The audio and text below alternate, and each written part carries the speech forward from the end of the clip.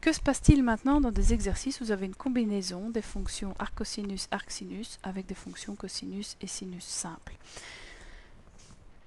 Eh bien, il va falloir vérifier pour chacun de ces cas que les conditions de domaine et d'ensemble d'images sont vérifiées. Parce qu'évidemment, la première idée, quand on voit l'arc cosinus du cosinus d'un angle, c'est que arc cosinus et cosinus, finalement, ce sont des fonctions qui ont des actions inverses l'une de l'autre, et donc qu'elles s'annulent, et que la réponse est 5pi sur 4. Eh bien, malheureusement, ce n'est pas le cas. Pourquoi? Parce que 5pi sur 4, si je le place sur le cercle, le voici dans le quatrième cadran. Or, on sait que la fonction arccosinus, pour être valable, on doit travailler avec des angles qui arrivent au final dans le demi-cercle supérieur, à savoir entre 0 et pi, si vous retournez voir la définition de cette fonction. Donc vous allez devoir travailler avec les angles associés. Mais 5pi sur 4 a le même cosinus. Si je repars voir à la verticale, il a exactement le même cosinus que l'angle 3pi sur 4. Je n'ai même pas besoin de connaître les valeurs particulières. Si vous les connaissez, tant mieux, mais c'est une étape inutile, puisqu'ici, si vous travaillez sur le cercle, quand vous avez repéré l'opposé de 5pi sur 4, à savoir 3pi sur 4, l'arccosinus du cosinus de 5pi sur 4, c'est 3pi sur 4. Petite vérification à la calculatrice pour vous assurer de votre réponse.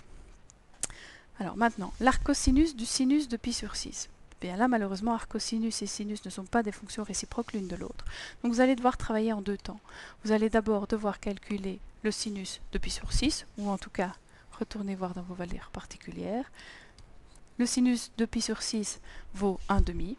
L'arccosinus de 1,5, je peux le faire puisque 1,5 appartient bien à l'intervalle moins 1, 1, donc le domaine de la fonction arccos. L'arccosinus de 1,5, il faut aller le voir sur le cercle.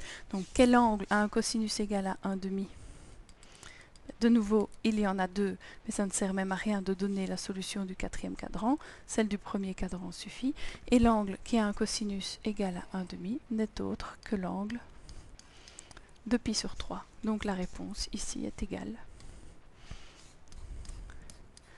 à pi sur 3.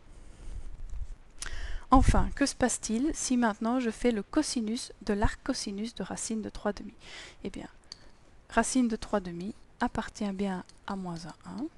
Donc je peux calculer l'arccosinus de racine de 3 sur 2. Je vais trouver un angle qui n'est autre que pi sur 6, si je veux vraiment faire tous les détails. Puis je vais recalculer le cosinus de pi sur 6 et je retrouverai en réalité racine de 3 sur 2. Donc la réponse ici n'est autre que racine de 3 sur 2.